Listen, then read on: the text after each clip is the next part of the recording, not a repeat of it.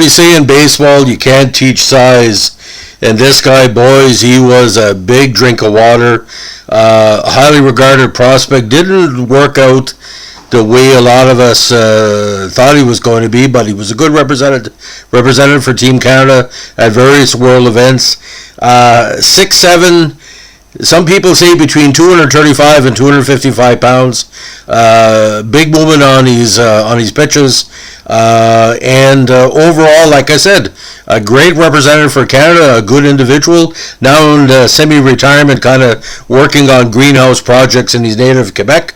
There was a story on him on RDS recently. Thank you to Kendall Giberson for reminding me to do a podcast on this guy indirectly. Now, Phillippe Aumont played pro baseball for a number of years, most predominantly for the Philadelphia Phillies in Major League Baseball.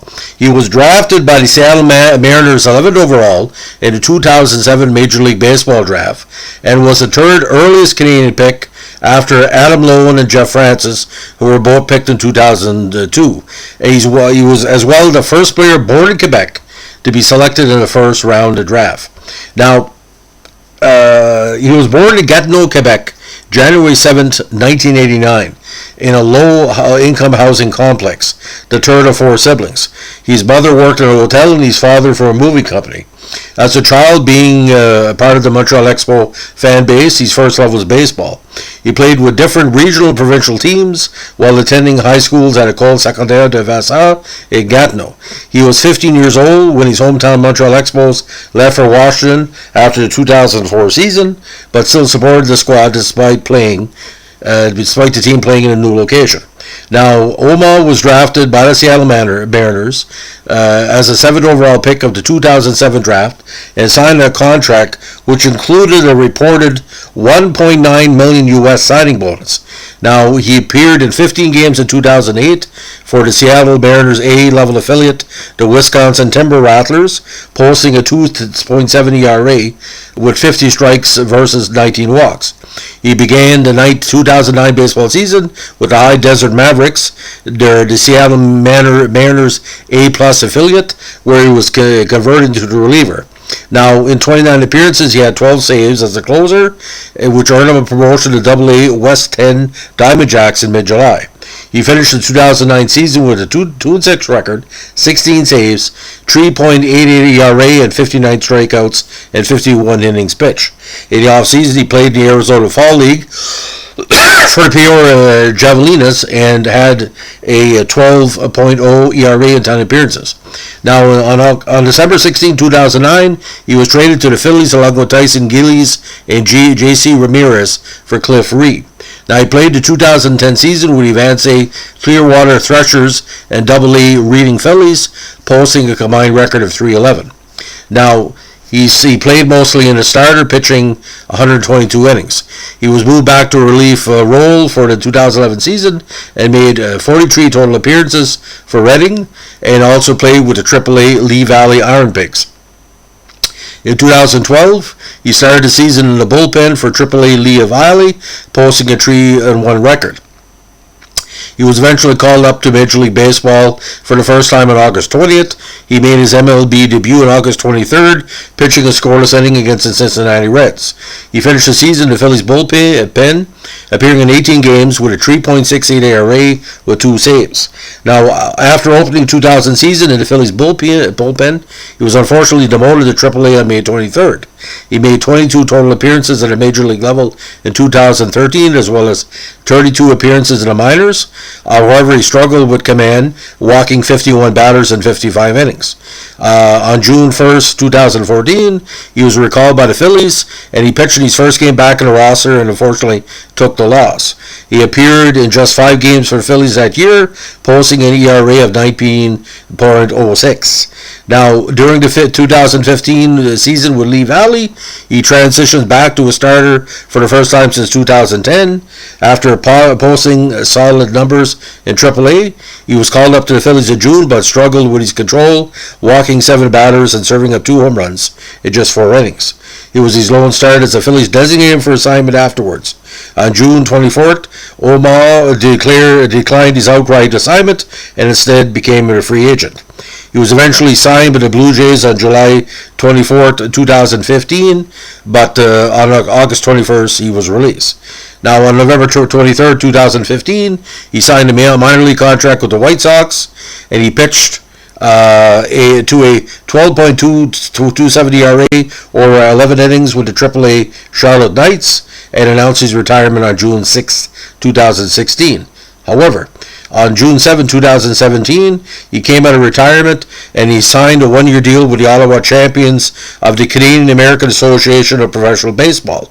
He would make his debut in his second game of doubleheader against the Rockland Boulders. Now, on June 28, 2017, he threw a no-hitter, the first in Ottawa history, against the Dominican Republic national baseball team. During the 2017 season, he had a 5.14 ERA and 103 strikeouts in 115 2/3 innings. Now, on January 9, 2018, he signed a minor league contract with the Tigers, but unfortunately elected free agency on November 3rd, 2018.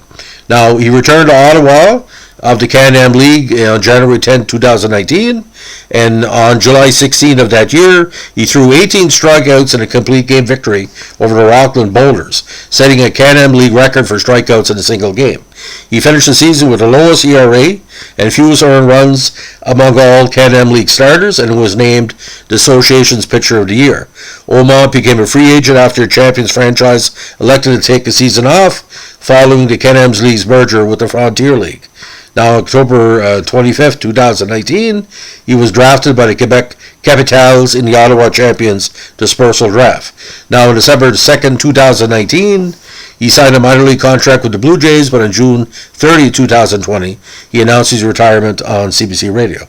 Now, for Team Canada, very well known to represent our nation at the world events. He pitched for Canada at the 2009 World Baseball Classic, the 2013 World Baseball Classic, the 2015 Pan Am Games, the 2015 WBSC Premier 12, the 2019 Pan American Games Qualifier, the 2019 Pan American Games, and the 2009 WBSC Premier 12. In the 2009 World Baseball Classic, he appeared in the 7th inning against Team USA on March 7th. He did struggle, giving up 2 hits and a walk before settling down. He then proceeded to retire MLB All-Stars David Wright, Kevin Youkilis, and Curtis Granderson in order, the last 2 by strikeout, to escape the inning with no runs surrendered. Now, as a power pitcher, he had a hard fastball and sharp breaking ball. Now, like I said, his weight differential, I heard reports that he was as heavy as 270 at one point, but on a 6'7" frame, it showed well on him.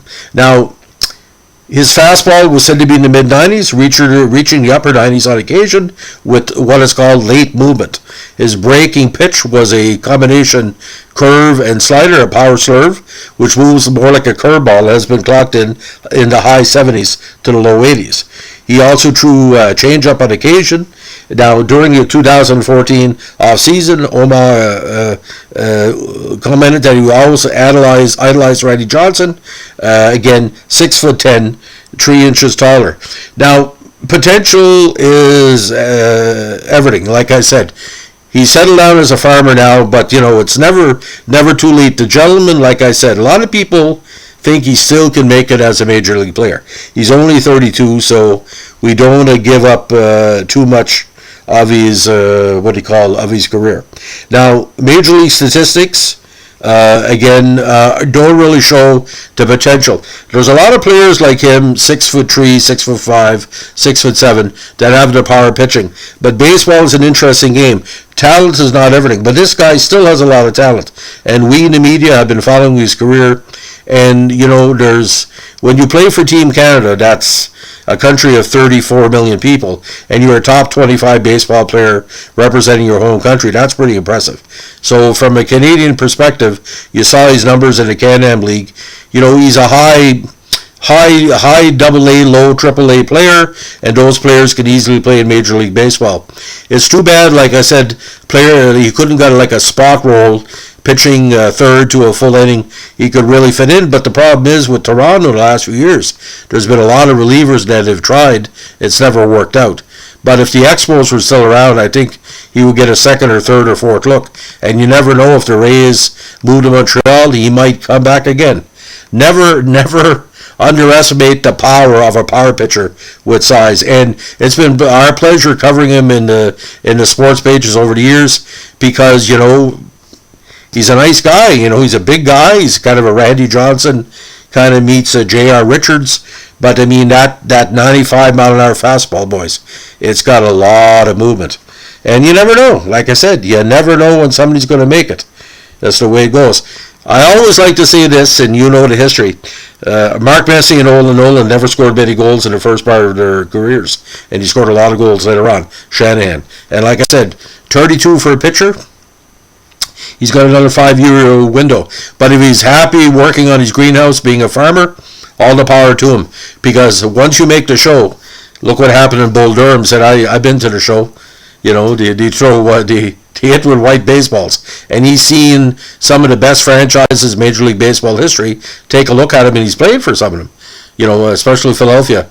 And you know how much Matt Stairs means to the Philadelphia Phillies. That might have been a contributing factor. Another great Canadian that we're taking a look at, and, you know, it's the way it goes. So, ladies and gentlemen, if you like what we're doing here, give us a like, comment, or subscribe. Don't forget, requests are always appreciated. And we're not going to say keep your stick in the ice, but keep on swinging the batting cage. You never know when a 6'7" handsome Quebecer from Gatineau is going to come in and test your players. I'd like to see him play NB senior ball, like at our level. That'd be great. Wouldn't you like to see this guy? You know, if you got $30,000, he'll probably come over for the summer. So if anybody's listening, and I'm pointing fingers at you there, Matt Stairs. You never know. You're back in Frankton. So have a good one. Bye.